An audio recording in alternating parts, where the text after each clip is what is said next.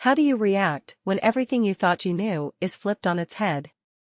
Was it my words that did this, or had he been waiting for a moment to leave all along? These are the questions I keep replaying in my mind as I sit in the cold, darkened cafe. The storm outside mirrors the chaos within me. Rain streaks the windows, and the occasional rumble of thunder punctuates the silence. A group of friends nearby laughs loudly, sharing stories over hot drinks. I envy their simplicity, their cohesion, their lack of fractures. I didn't mean for this to happen. Not like this. It started last Saturday evening, a gathering of our closest friends. The wine was flowing, laughter echoing through the small, cozy room. He stood by the window, a glass in hand, watching the streetlights flicker. Everyone was sharing stories of risks they'd taken or wished they had. When it came to his turn, he hesitated. He always did. Not one to expose his vulnerability. "You've got to be brave sometimes," I said, nudging him lightly. "Tell them." He looked at me sharply then. It wasn't just annoyance, there was something darker there, something I hadn't seen before. Still, he obliged, told a story about a time he rescued a stray dog. Everyone clapped, his face softened, and the moment passed. Or so I thought. The next morning, he was gone. His side of the bed was cold, his shoes missing from their spot by the door. At first, I thought he'd gone for a walk, maybe to clear his head. But as the hours passed, the realization crept in like the chill through the open window: he wasn't coming back. I found the note hours later, tucked under the coffee cup we'd shared the night before. The words were hastily scrawled, almost as if he couldn't bear to write them. "You told me to be brave. So I'm leaving. Don't follow me." Now, I stare at those words, etched in my memory as if burned there. Be brave. I had meant it as encouragement, a way to coax him into opening up. Instead, it had become a catalyst for something I didn't understand. What did he mean, leaving? Where did he go? And why couldn't I follow? These questions haunted me, pushed me to retrace every step, every word. But there were no clues, no breadcrumbs to lead me to him. Just silence. Days turned into weeks. Life moved forward, but I remained stuck in that moment, in that room, hearing the echo of my own voice telling him to be brave. Friends told me to move on. To let it go. But how do you let go of a ghost you never saw coming? One rainy evening, weeks later, I was walking home when I saw a figure standing across the street. For a fleeting moment, I thought it was him. Same build, same stance. But when I crossed over, the man was gone, leaving behind only a discarded receipt on the wet pavement. It was from a diner we used to visit, stamped with yesterday's date. Was it him? Or just my mind playing tricks? I told him to be brave, and he left.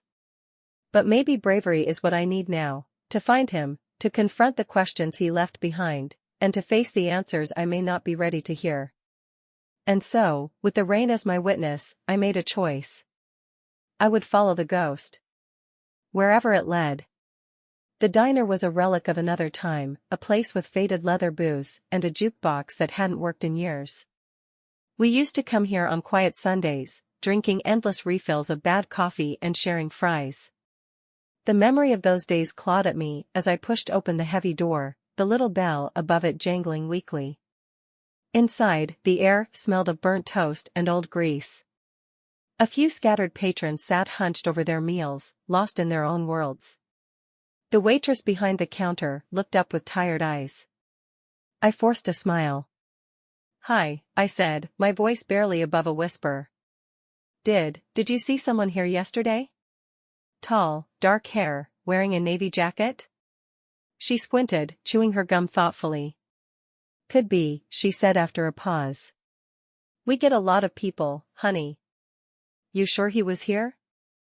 I pulled out the receipt I'd found, sliding it across the counter. Her eyes darted to it, then back to me. "Table by the window," she said, jerking her thumb toward the far corner. "He was here for a while. Left in a hurry, though. Didn't even finish his coffee." My heart pounded. It was him. Did he say anything? Leave anything behind? She shrugged. Didn't say much. Just sat there, looking out the window. Left a decent tip, though. Her eyes softened. You okay, sweetheart? You look like you've seen a ghost. I gave a weak laugh, more for her benefit than mine. Yeah. Thanks. The booth was empty now, but the ghosts of his presence lingered. I slid into the seat, running my fingers over the cracked vinyl, trying to imagine him here. What had he been thinking? Was he on the run? Or was this just part of his journey to somewhere else, leaving me behind like the half-empty coffee cup? I glanced out the window. The rain had stopped, and the streetlights shimmered on the wet pavement. Across the road, a motel sign flickered weakly, vacancy. Something clicked in my mind. The motel clerk was a young man with earbuds jammed in his ears, nodding to a beat only he could hear. He barely looked up as I approached the desk. Hey, I began, nerves making my voice tremble. I'm looking for someone. He might have stayed here last night? Tall, dark hair, navy jacket. The clerk sighed, pulling out a logbook. Name? I hesitated. Would he have used his real name? Or was this another thread that would lead nowhere? Maybe. David, I said, trying to keep my voice steady. The clerk flipped through the pages, his finger tracing over lines of names. Then he paused. David Marks? Room 12. Checked out this morning. I felt both relief and frustration. I was close, but still behind him. Did he leave anything? Say where he was going? The clerk shook his head. Nope. Left the key on the desk, paid in cash. That's all I know.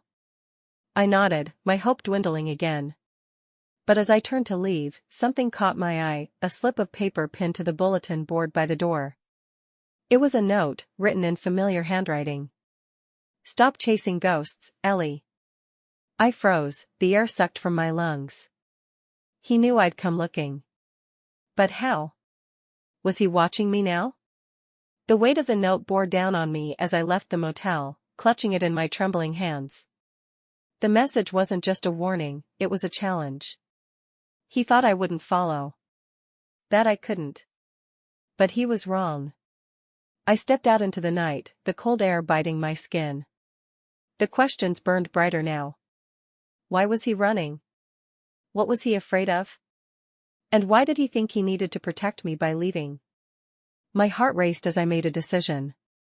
If this was a game, I would play. If he wanted me to stop, he'd have to face me and tell me why. Until then, I wouldn't give up. The journey wasn't over, it was just beginning. The rain returned as I stood outside the motel, the note crumpled in my fist. The streetlights blurred through the downpour, and the air seemed heavier, charged with a sense of inevitability. David was running, but I wasn't sure anymore if he was running from something, or toward it. Either way, I had no choice but to follow. I opened the crumpled note again, searching for hidden meaning in the few simple words. Stop chasing ghosts, Ellie. It wasn't just a warning. It was a plea. But why? What did he think he was saving me from? I climbed onto the bus heading out of town. The driver eyed me suspiciously as I handed over the fare, my soaked jacket dripping onto the floor. I chose a seat at the back and stared out the window as the bus rattled through the dark, empty streets. The neon lights of the diner and motel faded into the distance, and I was left with only the rhythmic thrum of the engine and the storm raging outside. The fire burned low as we sat in silence, the weight of his confession settling between us. David finally spoke, his voice low and hesitant. There's a reason I left, Ellie. I didn't want you to see what I've become. What you've become. I repeated, shaking my head. You're still you, David. Whatever you're running from, it's not bigger than what we have. You could have told me. He clenched his fists, his jaw tightening. It's not that simple. I made choices, Ellie. Bad ones. And they're catching up to me. If you stay, you'll be caught in the crossfire. Then we'll face it, I said, my voice steady. You think I came all this way just to turn back now? Whatever you've done, whatever's out there, I'm not afraid. You should be, he said softly, almost to himself. You don't know the things I've done, the people I've hurt. And you don't know what I'm capable of, I interrupted. David, we all have our demons. But running from them doesn't make them go away. We deal with them. Together. For a moment, he looked at me as if he wanted to argue, but the fight had gone out of him. He lowered his head, rubbing his temples as if trying to summon the courage to believe me. You're stubborn, he said finally, his voice laced with the faintest hint of humor. I learned from the best, I replied, a small smile tugging at my lips. He looked up, and for the first time in weeks, there was something like hope in his eyes. If you're sure. I've never been more sure of anything, I said. Whatever's out there, whatever happens next, we'll face it. I didn't chase you across half the country to let you push me away now. The fire had died down to embers by the time we'd packed what little we could carry. The cabin creaked in the cold morning air as I pulled my coat tighter and looked out at the dense forest that surrounded us. The path ahead was unclear, the destination uncertain. But the fear that had followed me for weeks was gone, replaced by a strange, fragile sense of peace. David stood at the door, the weight on his shoulders lighter than the night before. Ready? He asked. As I'll ever be, I replied, stepping outside.